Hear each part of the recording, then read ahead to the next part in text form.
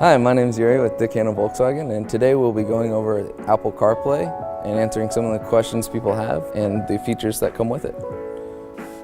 So first, you'll need a USB cord provided by your smartphone manufacturer, and the reason behind that is because third-party cords lack the technology to successfully connect your smartphone to the Apple CarPlay feature. And what you'll do is take the USB end, plug it into the designated USB port.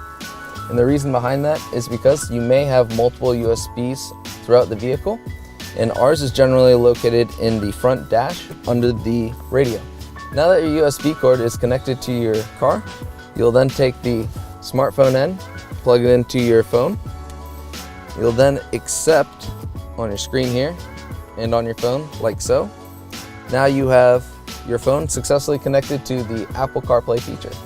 So now that your phone is connected to the Apple CarPlay, you now have access to all your favorite apps such as text messaging, phone calls, audiobooks, Pandora, and my personal favorite, the Maps app. And you can command all of these via the voice command button located on the steering wheel right here. Siri, take me to the nearest Starbucks. Getting directions to Starbucks. Well, that concludes our video on how to connect your phone to Apple CarPlay.